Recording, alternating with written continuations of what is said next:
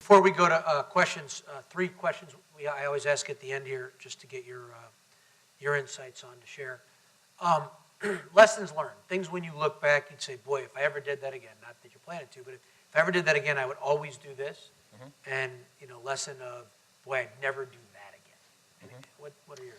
I think it's a good question, Pat. I think the thing I would say about I would do it differently, or I would never do that again.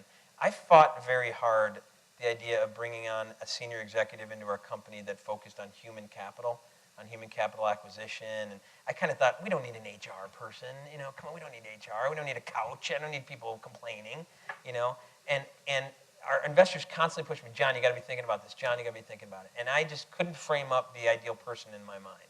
A few years ago, we brought in a human capital executive into SAVO, and it's been light years of progress in terms of scaling an organization. So I think earlier on, I would overinvest in a human capital acquisition and growth expert, because particularly in a market like Chicago, we've got great advantages, but finding the very, very best people isn't always the easiest thing.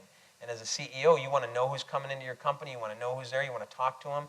You got to have somebody on the front lines who's extremely capable of doing that. So that's something I would have done differently. I think it would have helped escalate our growth. Did you ask me what I... Yeah, top thing you do again, well, I'm so glad we did that. Do that 100 times out of 100. So I am a salesperson by DNA. I love selling. I could sell what we do today. In fact, I'd love our Chicago Terry. If Mark's looking to hire anybody, I might lace him up again. Even though I had done that and I had built sales teams, I hired a head of sales that I couldn't afford way before an organization normally would. And I think organizations that do that, yes, you're a founder, yes, you're a crazy good seller, but if you can't figure out and bring somebody alongside of you who can leave a trail of process in your wake and begin to train others to actually do the stuff that you do innately as a founder, you're dead. You won't scale. So absolutely hire a head of sales that's proven, that's actually entrepreneurial. Test that long before you can afford it. In fact, we hired a very senior head of sales a year and a half before we raised our first round of capital. And the first time I looked at that salary, I was like, oh my gosh, it's going to kill me, right? And best decision I ever made. And so over hire in that regard. Great. Revenue makes all the problems go away, Pat. I believe. I agree with that. So that leads into an interesting question we get into, which is probably different now, obviously, than it was when you and I started. But Chicago for entrepreneurs, having started and built a company over the last almost 15 years, 14 years here in Chicago, what are the pros of having done it in Chicago, and what are the cons of having done it in Chicago? Yeah. I'll tell you the pros far outweigh the cons. I'm a Chicago person, and I will tell you there's something about the DNA of Chicago that is built on substance and not sizzle. And that is something that formed the foundation of who we were as a company. Frankly, we sometimes, to our detriment, didn't have enough sizzle around what we did. We were all about legitimate, substantive, let's build a business the right way, hands in the trenches with our customers. Chicago, its support team, even though today we have 1871 and the CEC and Kevin's leadership and how this thing's growing, we didn't have that back in 99, 2000, 2001, 2003 when we were starting to scale all that type of stuff. But you know what? There were individual human beings that made themselves available to us who never said, go for the sizzle at the expense of substance. So I think that alone forms a DNA. And by the way, our customers knew that about us. They knew that about us, and Chicago sort of represented that well. Ton of other pros. We have major corporations in Chicago who are willing to take a risk on people that don't have business cards yet. Okay, I mean the likes of thank God Citicorp Diners Club didn't ask me for like a Hoover's report or something like that, and thank God Northern Trust, right, 160 some odd year old organization said, yeah, we'll take a chance on you guys. LaSalle Bank, right, now B of A. Early clients, we have organizations, and they're even more willing to do it now, are willing to take a chance. By the way, they're not willing to give you a chance. They're willing to give you an audience, okay? And that to me is really incredible. I would say in the valley out east, these are wonderful entrepreneurial environments, but you know what? This community has been so welcoming of what we did.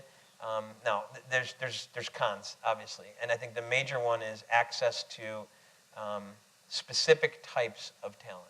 I don't mean access, I mean quantity. Okay, I mean, in some arenas like technology product management, and really looking at technology marketing, I think we're wide but not deep.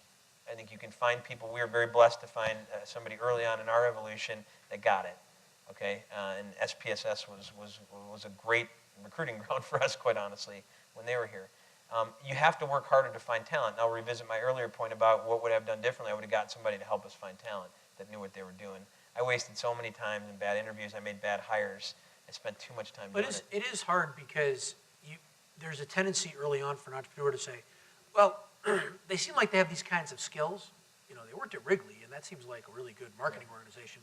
And then you get there and you say, doing B2B software, disruptively innovative software, is not anything like doing brand management for gum. No, it's not.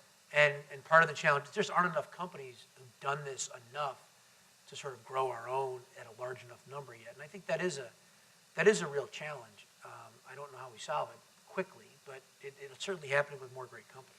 Well, I mean, first of all, I think you can find great people here. I just think you need to work really hard at it. It needs to become an aptitude of your organization. And if you're serious about scaling, you need to have that aptitude. Secondly, I would say, don't let that potential con or restriction of the Chicagoland area stop you. I mean, there's ways of scaling your organization that don't require the person to be sitting next to you, obviously.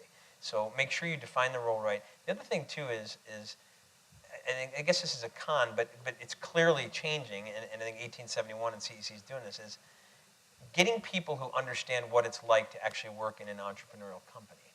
Okay? I mean, you go out to the Valley and people have experience at doing this. They know that when they come, no one's going to send their fax for them. I know there's no faxes. No one's going to, do this or that for them. You're dating yourself. I know.